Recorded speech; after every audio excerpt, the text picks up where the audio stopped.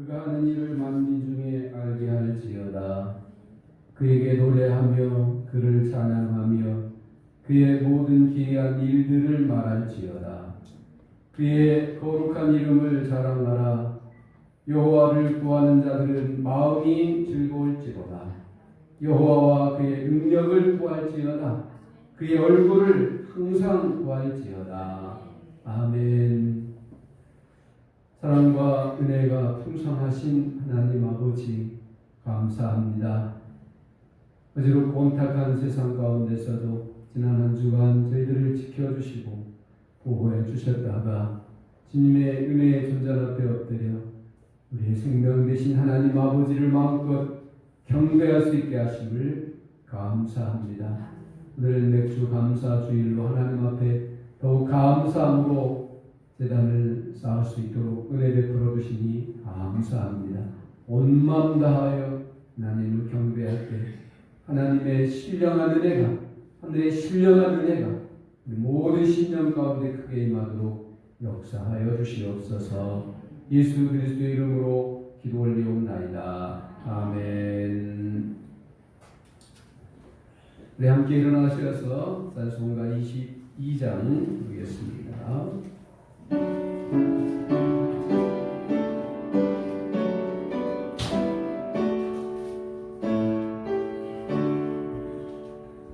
만유의 주 앞에 감사를 드리고 다 경배하면서 찬송을 부르세.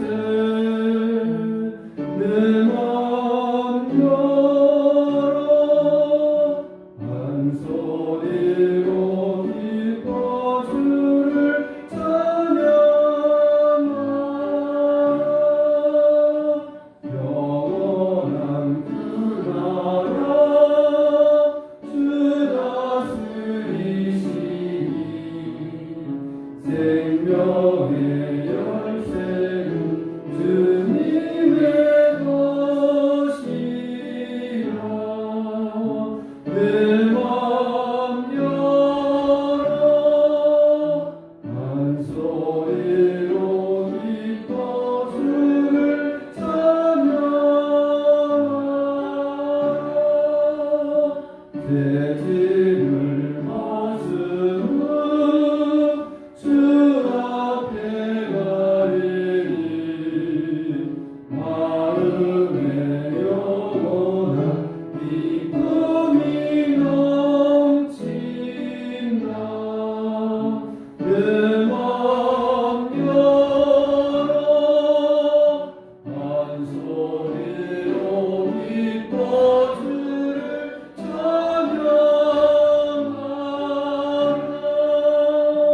참 소망 가지고 그날을 기리며 주 다시 오실 때 기쁘게 맞으리. 내 맘 열어 한 소리로 기뻐 주를 찬양하라.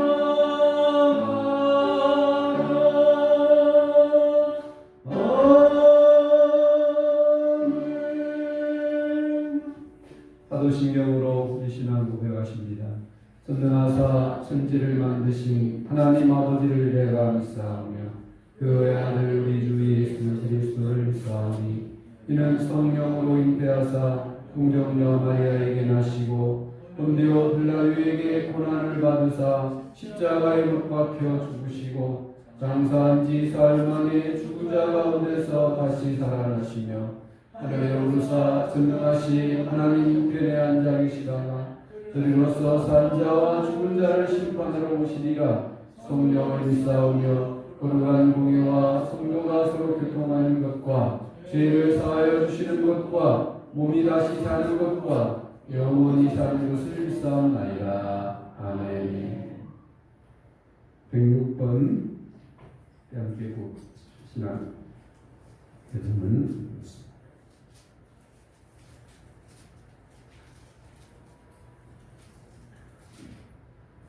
할렐루야.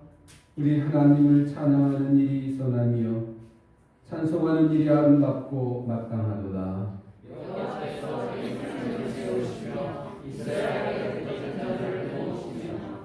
상심한 자들을 고치시며 그들의 상처를 싸매시는도다.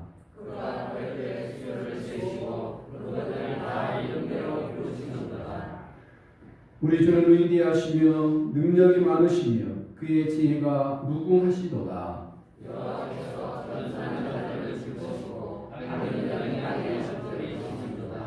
감사함으로 여호와께 노래하며 수금으로 하나님께 찬양할지어다.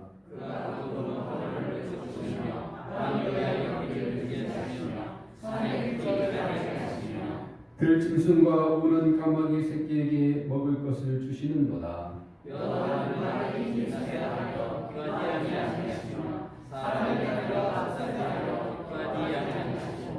여호와는 자기를 경외하는 자들과 그의 인자하심을 바라는 자를 기뻐하시는도다.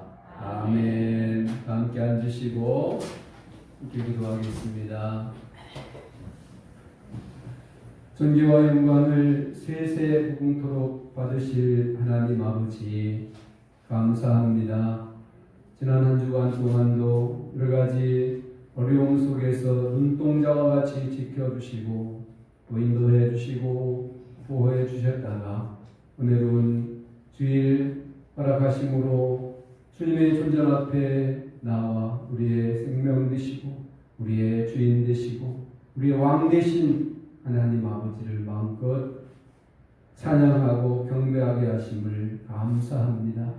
한순간도 하나님의 은혜가 아니고는 하나님의 돌보심이 아니고는 살아갈 수 없는 인생이기에 더욱 하나님을 의뢰하고 하나님을 견고히 붙들고 나아가는 하나님 백성들 되게 하여 주시옵소서.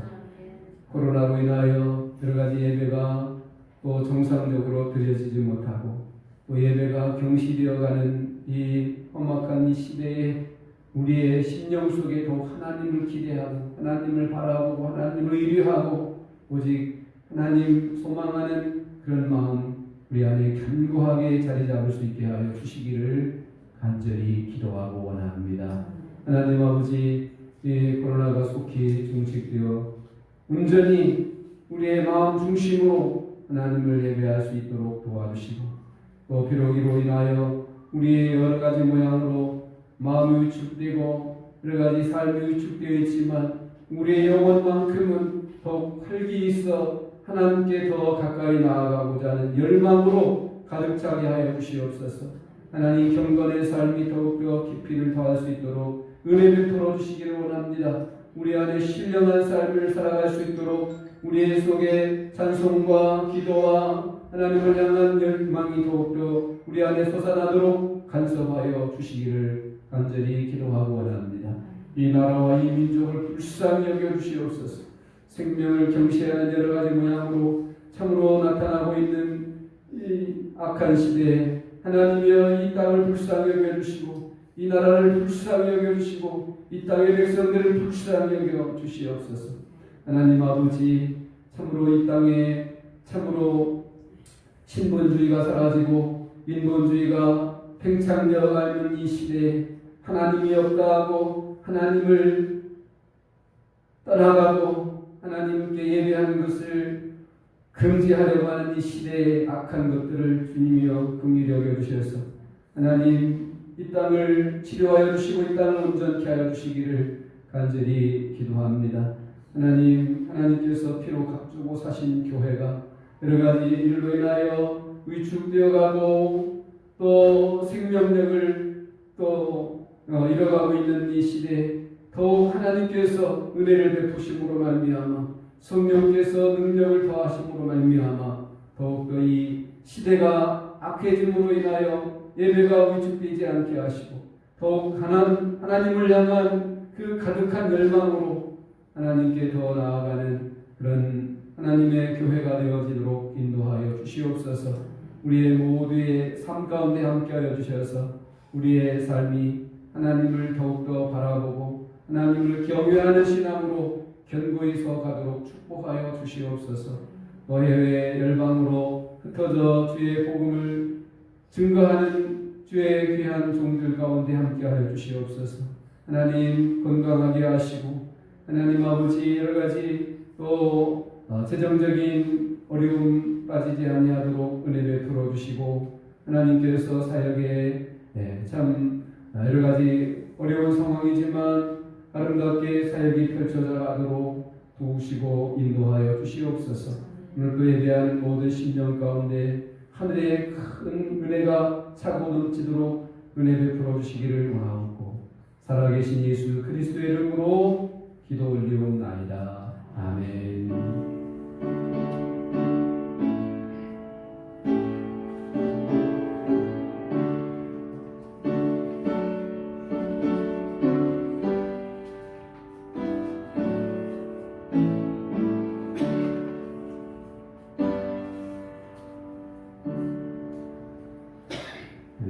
교회 소식입니다. 오늘은 맥주 감사 주일입니다. 국회에서 인권이라고 하는 이름으로 또 평등이라고 하는 그것으로 차별금지법을 또 상정하여 통과시키려고 합니다. 우리 성도들은 또 교회는 이것을 막아야 됩니다. 왜냐하면 하나님 또 성경에 대한 전면적인 도전이기 때문입니다. 이것을 위해서 기도하시고 또 반대 의사를 분명히 여러 가지 문자나 표명할 수 있습니다. 꼭 해주시기 바라고요. 거기에 대한 그 영상을 잠깐 한번 보시고 왜 이것을 막아야 되는지 한번 함께 보겠습니다.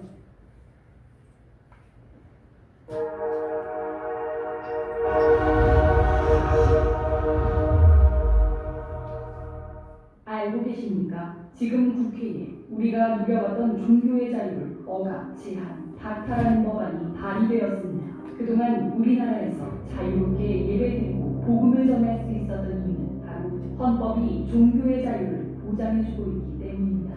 그러나 국회에서 법률을 만들어서 국민의 자유와 권리를 제한할 수가 있는데 차별금지법, 평등법이 바로 그러한 법률입니다. 차별금지법의 핵심은 한마디로 처벌, 즉 민형사상의 법적 책임을 지게 하는 것입니다. 형사처벌, 시정명령, 이행강제금 2배에서 5배의 징벌적 손해배상 등 강력한 공권력으로 동성애 반대자를 처벌하는 법입니다. 우리나라는 동성애를 처벌하지 않으며 동성애에 대한 차별이 존재하지 않습니다. 게다가 이미 동성애 차별금지가 포함된 국가인권위원회법이 있음에도 불구하고 차별금지법을 제정하려는 이유는 강력한 처벌 조항을 추가하기 위함입니다. 모욕감, 수치심, 두려움 등 주관적인 감정을 근거로 해서 괴롭힘이라는 이름으로 법적 책임을 지게 하는 포괄적 차별금지법이 제정되면 윤리와 양심을 따르는 일반 국민들은 역차별을 받게 됩니다. 예를 들어 동성애의 보건적 유해성에 대한 사실을 말하거나 동성결혼에 동의하지 않으면 직장에서 징계를 받거나 차별 소송을 당하게 됩니다. 이와 같이 차별금지법은 헌법에서 보장된 국민들의 신앙과 양심, 학문과 표현의 자유를 침해하고 선량한 국민들을 범법자로 만들어버립니다. 동성애는 타고나는 것이라 어쩔 수 없지 않냐는 세간의 통념과는 달리 동성애는 선천적인 것이 아닙니다. 하버드, 캠브리지 대학 등 국제연구진은 동성애 경험이 있는 47만 7,500여 명의 유전자를 조사한 결과 동성애 유발 유전자는 없다고 사이언스지에 발표했습니다. 동성애는 성적 취향일 뿐입니다. 성적 지향을 포함하는 차별금지법을 강행하면 어떤 결과가 초래되는지 해외의 사례들이 증명해주고 있습니다. 첫째, 차별금지법은 설교의 자유를 억압합니다. 스웨덴의 아케그린 목사는 동성애는 죄라고 설교한 후 2004년 1심과 2심 재판에서 징역 1개월의 실형을 선고받았습니다. 영국 베리트레 이용 목사는 교도소 내 예배에서 동성결혼은 죄라는 설교를 하여 교도소로부터 징계를 받고 항소했으나 1, 2심 모두 패소했습니다. 둘째, 차별금지법은 전도의 자유를 박탈합니다. 영국에서 69세기 헨리 하몬드 시인 예수 그리스도는 평화를 주십니다. 비윤리적인 행위, 동성애를 멈추세요라고 적힌 대자보를 들고 거리에서 서 있었다는 이유로 기소되어 유죄 판결을 받았습니다. 캐나다의 윌리엄 와콕은 동성애를 금지하는 성경 말씀이 적힌 전도지를 배포했다가 소송을 당했습니다. 캐나다 대법원은 그에게 증오범죄라는 판결을 내리고 동성애자에게 7,500달러의 손해배상을 하는 동시에 수십만 달러에 달하는 인권위원회의 소송 비용을 지불하라고 명령했습니다. 셋째, 차별금지법은 신앙에 어긋나는 행위를 강요한다. 영국 고용재판소는 교회가 동성애자를 청소년 사역자로 채용하지 않는 것이 차별금지법 위반이라며 동성애자에게 47,000파운드, 약 8,500만 원을 배상하라고 명령했습니다. 동성결혼 축하 케이크를 만들어주지 않은 기독교인 재판사는 벌금형을 받았고 동성 커플에게 입양 서비스를 제공하지 않은 영국 천주교 입양기관은 모두 폐쇄 조치를 당했으며 신앙에 따라 레즈비언 커플에게 인공수정을 해주지 않은 미국의 한 의사는 차별금지법 위반으로 법적인 책임을 지게 되었습니다. 유사한 사례는 무수하게 많습니다.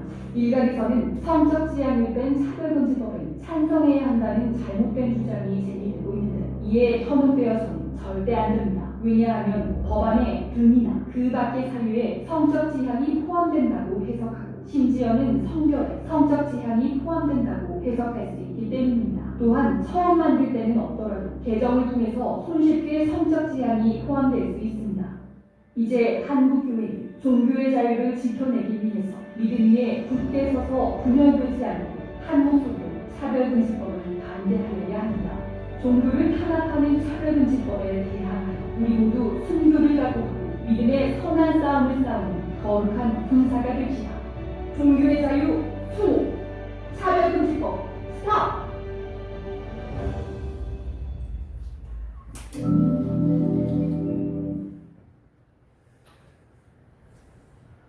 하나님께서 우리에게 주신 특별한 은혜가 우리 안에 있는데 이것을 우리가 지켜내야 되겠습니다. 여러분들 그 모바일을 통해서 이 거부할 수 있는 그런 기회가 있으니까 이번 주 안으로 꼭 해주시기를 바랍니다. 우리 66장 찬송 보시면서 하나님 앞에 예물을 드리겠습니다.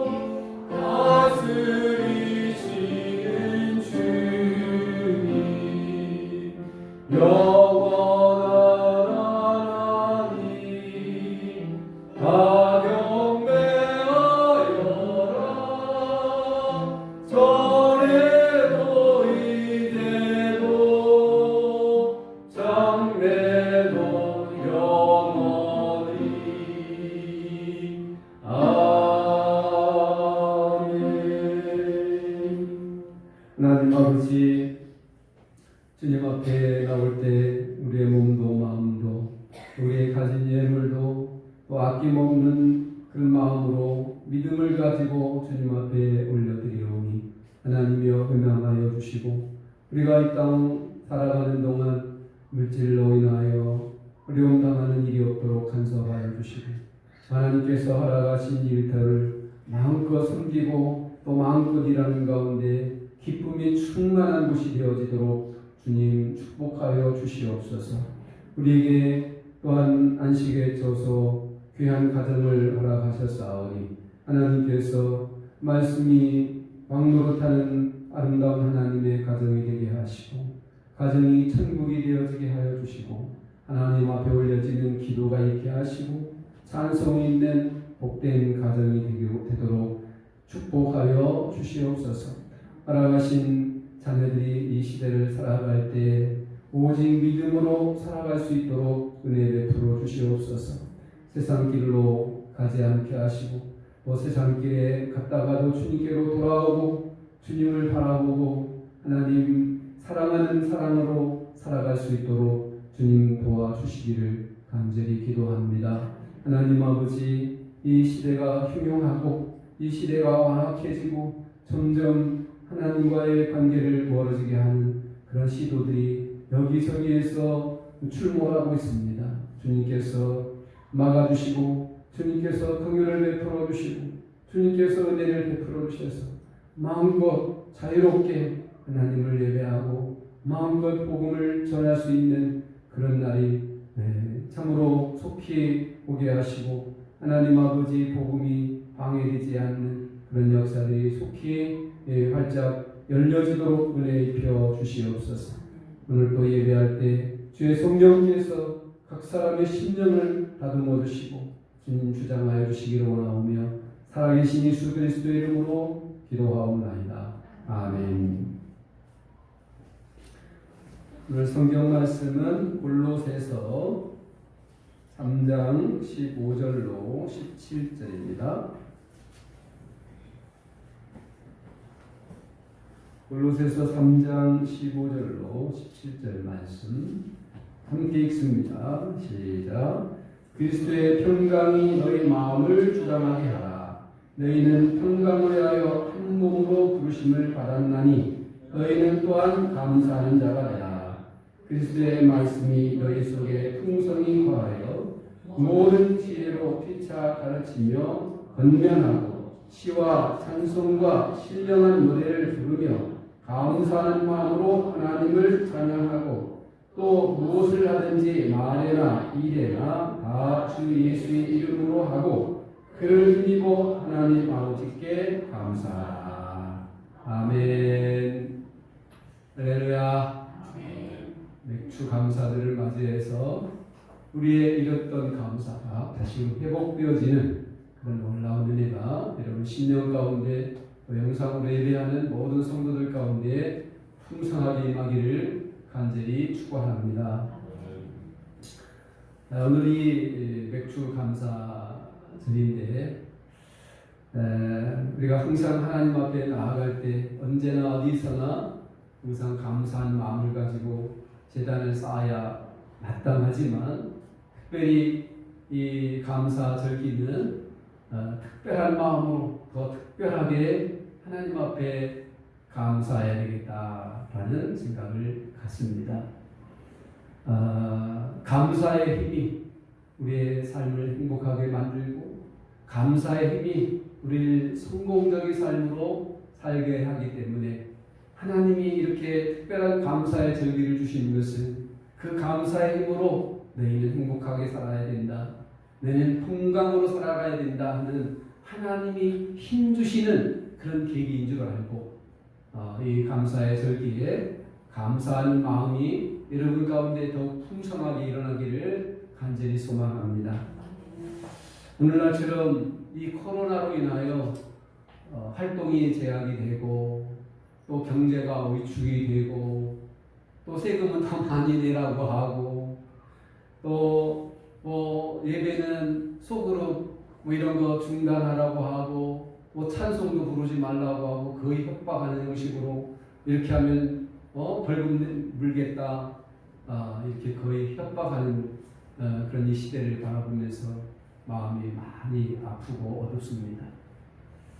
또 주일예배 이렇게 예배하게 되는데 예배 끝나고 썰물처럼 이렇게 다 나가시고 텅 빈 예배당에 앉아 있으면 마음이 그렇게 답답한지 모르겠어요. 마치 소화가 안 돼가지고 마음이 답답한 것처럼 그렇게 그 영적인 답답함으로 가득 차 있는 그런 것을 느끼게 됩니다.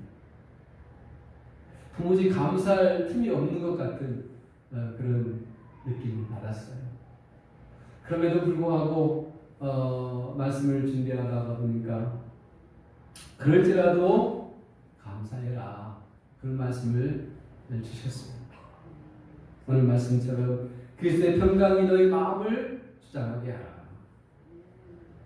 평강을 위하여 부르심을 받지 않았느냐. 그러므로 감사하는 자가 되라. 그 말씀을 통하여 다시금 마음을 다잡게 되었습니다. 그래서 오늘은 이 맥주 감사 주일에 감사하는 자가 되라 하는 그런 제목으로 함께 은혜를 나누고자 합니다. 오늘 말씀에 보면 그리스도의 평강이 너희 마음을 주장하게 하라. 너희는 평강을 위하여 부르심을 받았나니 너희는 또한 감사하는 자가 되라. 이렇게 말씀을 하고 있지요. 여러분 다르게 말하면 마음의 평화를 유지하려면 마음의 평강이 있게 하기 위해서는 감사하는 자가 되라. 그 말씀을 하고 있습니다.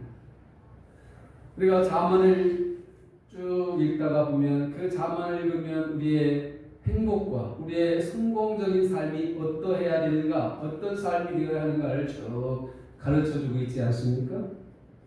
잠언 4장 23절의 말씀에 보면 모든 지킬 만한 것 중에 내 마음을 지키라. 생명의 근원이 이에서 나느니라. 이렇게 말씀을 하고 있습니다. 또 잠언 16장 32절의 말씀에 보면 노하기를 더디하는 자는 용사보다 낫고 자기의 마음을 다스리는 자는 성을 빼앗는 자보다 나으니라. 이렇게 말씀을 하고 있습니다. 그러니까 마음의 평강을 유지하는 것, 이것이 얼마나 중요한가를 말씀하고 있어요. 그런데 그 마음의 평화를 유지하기 위해서, 그 마음의 평강을 유지하기 위해서 해야 하는 것이 무엇인지를 말씀하고 있는데 그것이 무엇인가? 감사하는 자가 되어야 한다. 이 말씀을 주고 있습니다.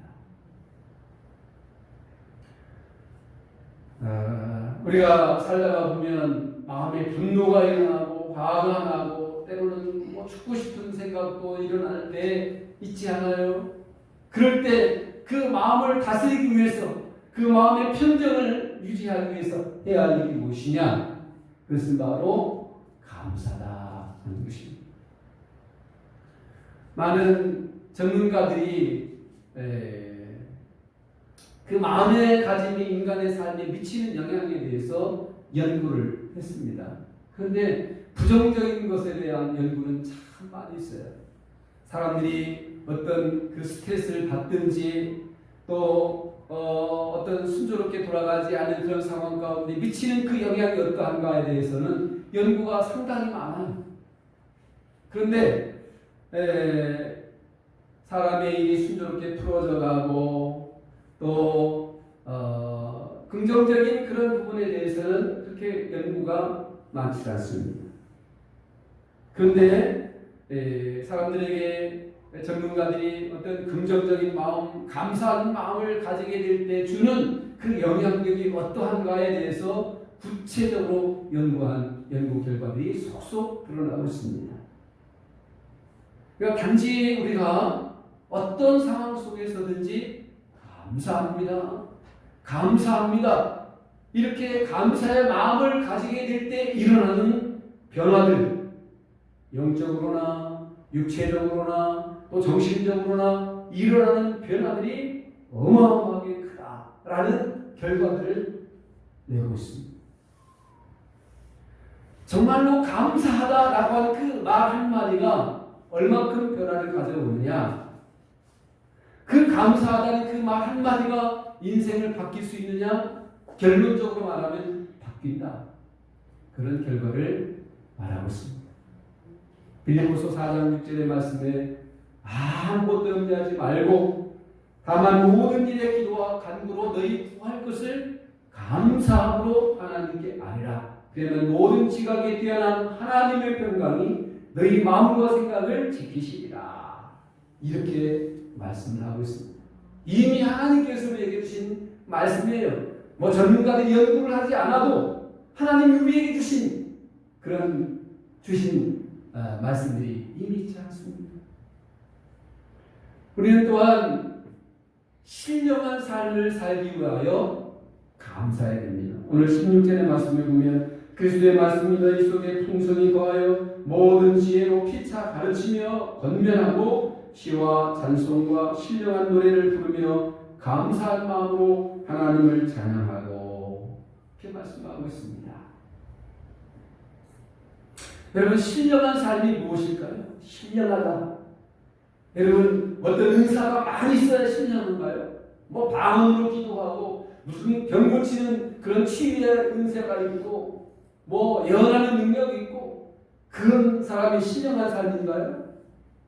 여기 오늘 말씀에 보다시피 하나님께 순간순간 찬송하고 기도하고 신령한 노래를 부르는 그것이 바로 신령한 삶이다 하는 것입니다.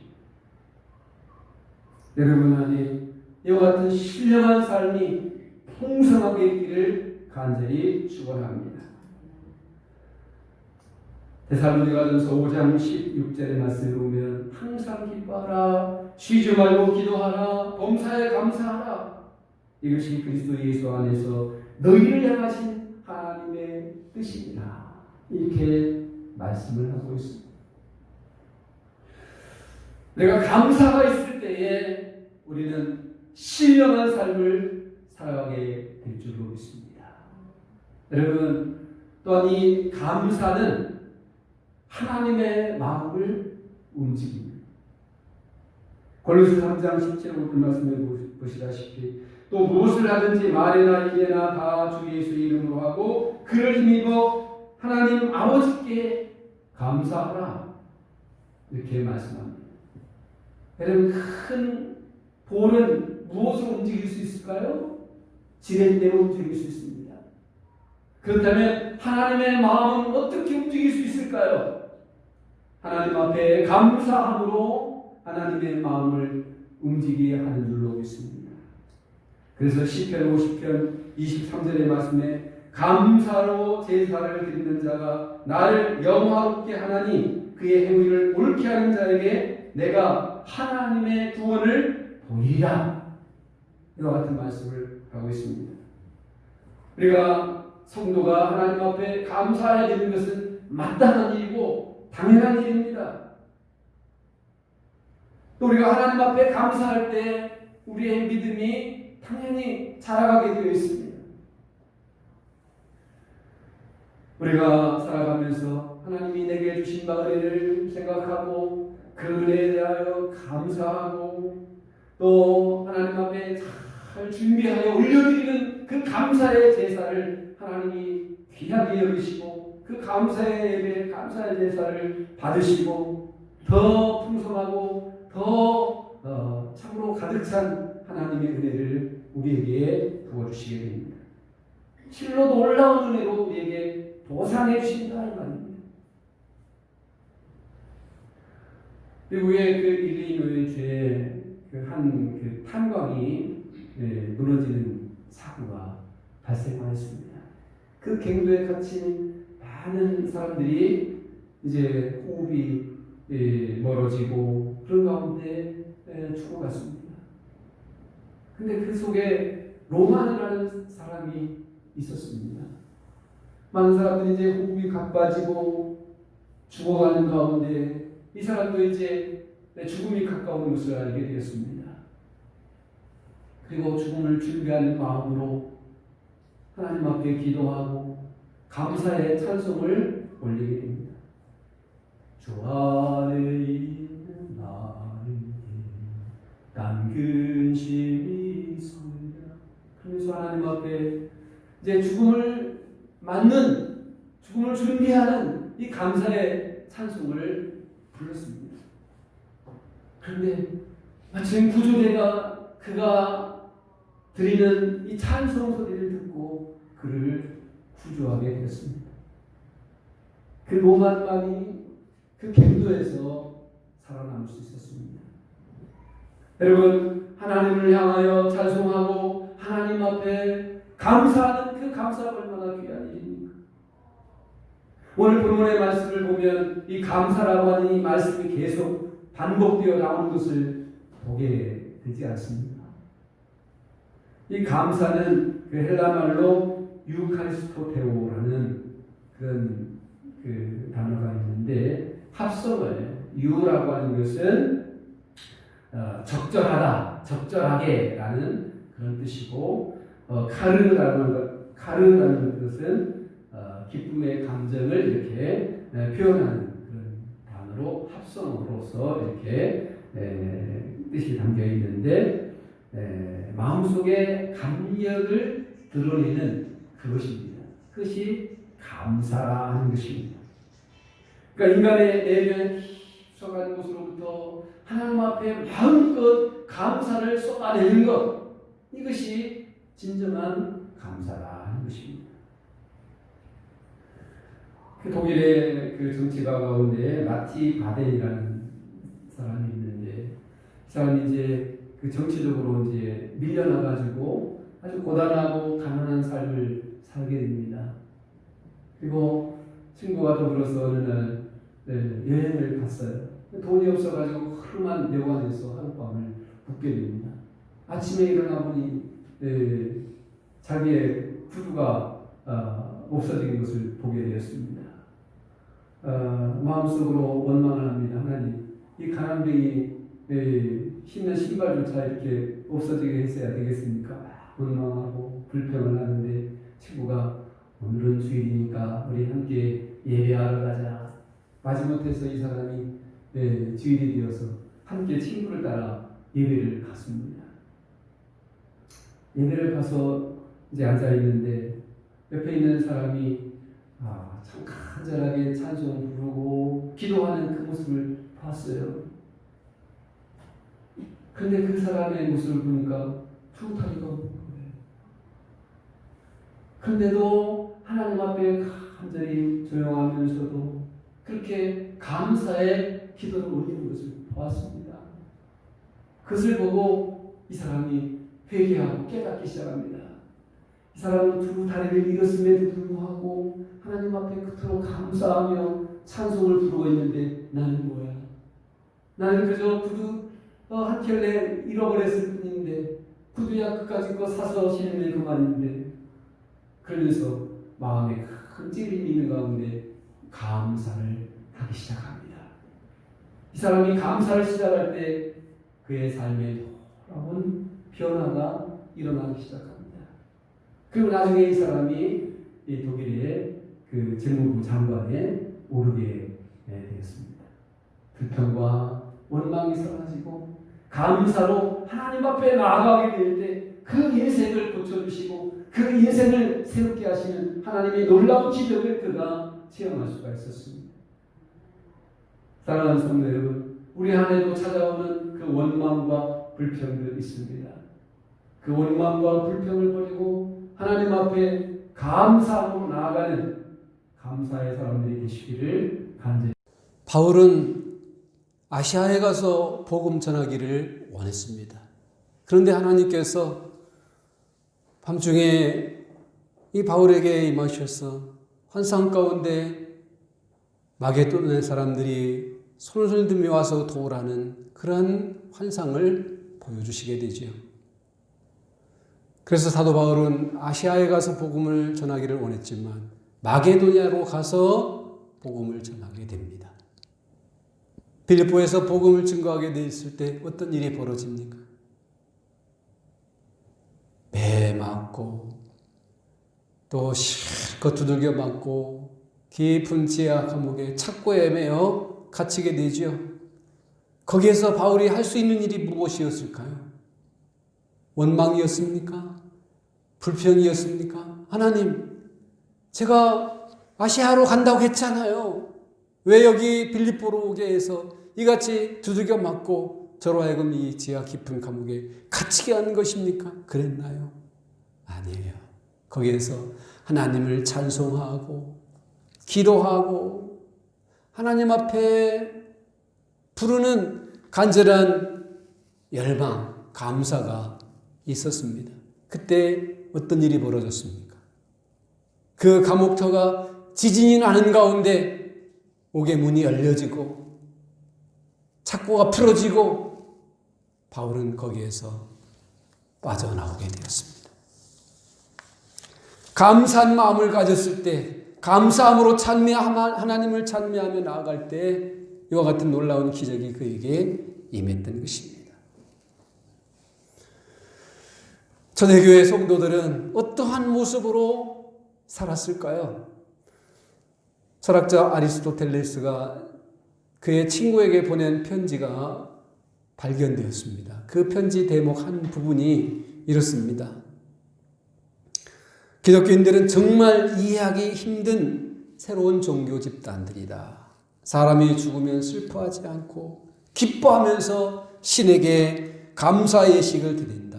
그들은 시체를 들고 묘지를 향하여 행렬하면서 감사합니다, 감사합니다. 마치 즐거운 소풍이나 가듯이 그러면서 노래를 부르고 감사합니다 라고 말한다.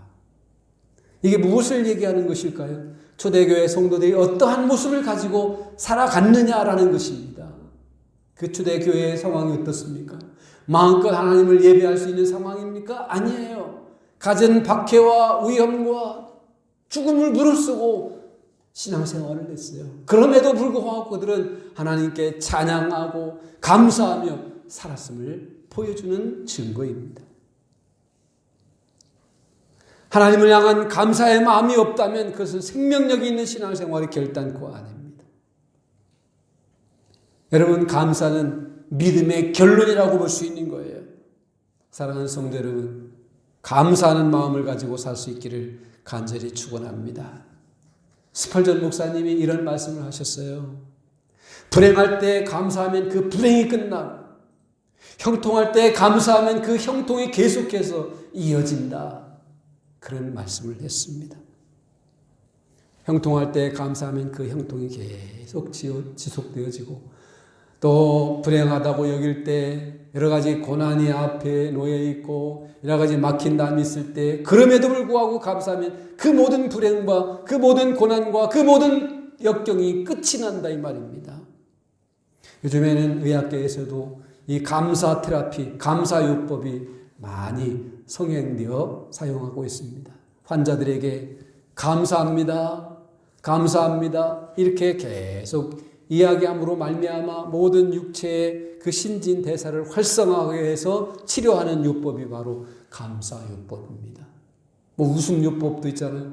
그냥 웃지 않을 상황에서도 그저 막 하하호호 웃게 함으로 말미암아 그 웃게 함으로 인하여 모든 신체 면역력을 높이고 신진대사를 높이는 가운데 암이 치료되어지고 당뇨가 치료되어지고 고혈압도 치료되어지는 그런 요법을 감사요법이다 이렇게 얘기를 하고 있어요. 그런데 내 몸에 왜 이런 병이 와야 됩니까? 그러면서 불평하고 원망하면 죽음의 나락으로 떨어지게 된다라는 것이죠. 제이 데니스라는 분이 감사 치유법이라고 하는 글을 쓰게 되었는데 거기에서 그런 얘기가 나와요.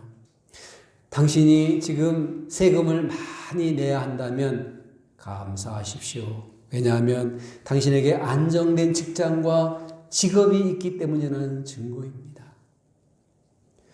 또 당신의 몸무게가 늘어서 입을 옷이 없다면 감사하십시오. 왜냐하면 먹을 것이 넉넉한 인생을 살아가고 있다는 증거이기 때문입니다. 또 집안에 널브러진 옷이 있다면 감사하십시오. 왜냐하면 입을 올 옷이 여벌 옷이 있다라고 하는 증거이기 때문입니다. 또 당신이 불평할 대통령이 있다면 감사하십시오. 왜냐하면 당신은 언론의 자유가 보장된 나라에서 살고 있다는 증거이기 때문입니다. 그와 같은 얘기를 합니다. 여러분, 미국의 그 CBS 앵커였고 MBC의 기자였던 데보라 노빌이라는 사람이 감사의 힘이다 라는 책을 썼어요. 그게 여러 가지 많은 글들이 나오는데 거기에 보면 윌 톰슨이라는 아주 가난한 청년이 나와요. 그리고 백수로서 건달 같은 삶을 살아갑니다. 어느 날 거리에 가는데 오토바이 타고 뒤에는 여자친구인지 하고 멋지게 가는 모습을 봅니다. 그러면서 나도 오토바이를 하나 사야 되겠다. 여자친구를 태우고 신나게 질주를 해야 되겠다. 그런 마음을 가져요. 근데 돈이 없어요. 가다 보니까 그 어느 식당에 종업원 구함이라고 하는 광고 글을 보게 됐어요. 거기에서 종업원으로 이제 취직을 합니다. 단순히 오토바이 한 대를 사기 위함이었어요. 거기에서 식탁보를 갈고 접시를 닦고 그렇게 일을 하는데 어느 날 손님 가운데 아주 진상 같은 손님이 찾아와가지고 종업원들과 옥신각신 다투는 일이 발생하였습니다. 그 식당의 지배인이 좋은 종업원들을 다 불러놓고 훈계를 합니다. 가르칩니다. 모든 손님은 우리에게 왕이다. 손님에게 감사해야 된다. 그 손님들이 우리의 월급을 준다. 그러므로 감사해라.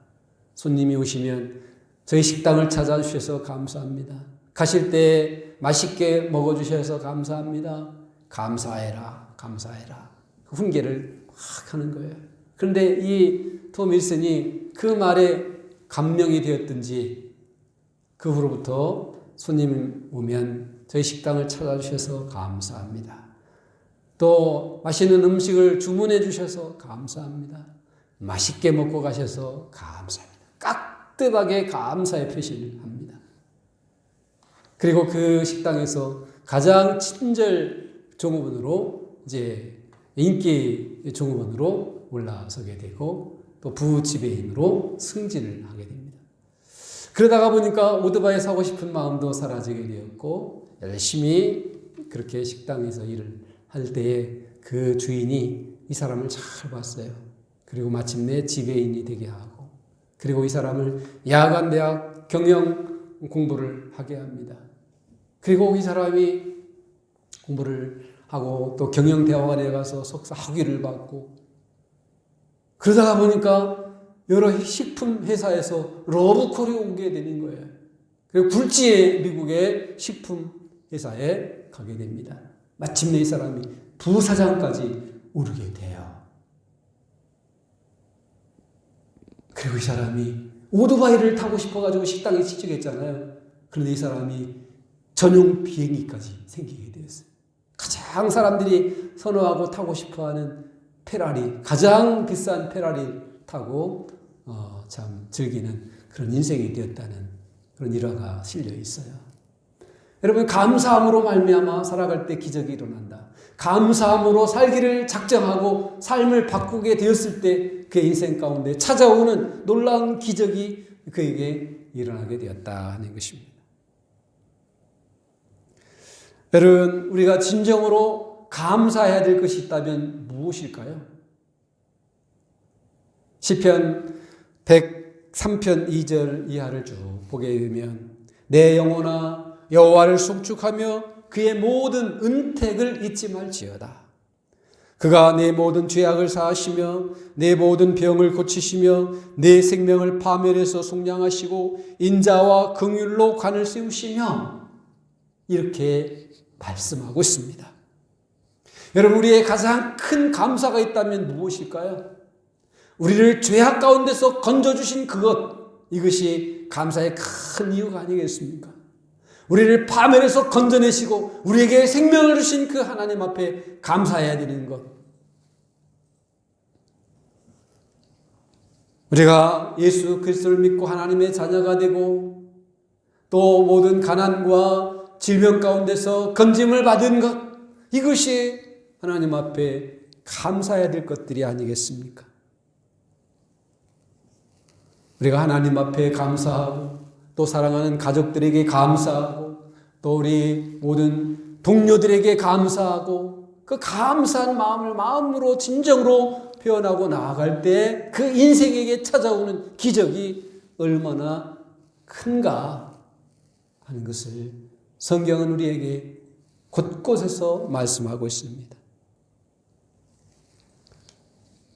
사랑하는 성도 여러분, 오늘 이후부터 우리의 삶이 마음으로부터 하나님께 사랑하는 가족들에게 또 일터의 동료들에게 또 사랑하는 모든 교우들에게 마음껏 감사할 수 있는 그 감사하는 마음으로 살아감으로 감사의 힘이 여러분 안에 충만하게 일어남으로 여러분의 인생이 더 아름답게 형통케 되고 행복해지는 그런 은혜의 역사들이 일어나기를 간절히 축원합니다. 기도하겠습니다. 하나님 아버지, 오늘 맥주절을 맞이하여 다시금 우리 안에 감사의 마음을 회복할 수 있도록 은혜 베풀어 주심을 감사합니다. 하나님, 어떤 상황 속에서든지 또 힘들고 어렵고 고달프고 죽음이 앞에 와도 어떤 역경이 있다 할지라도 우리의 마음에서부터 나오는 감사, 우리의 입술로 표현하는 감사가 있어 감사의 힘으로 우리의 인생을 아름답게 열어가고 그로 인하여 하나님의 평강이 우리 가운데 가득 차고 넘치도록 역사하여 주시옵소서. 예수님의 이름으로 기도하옵나이다. 아멘.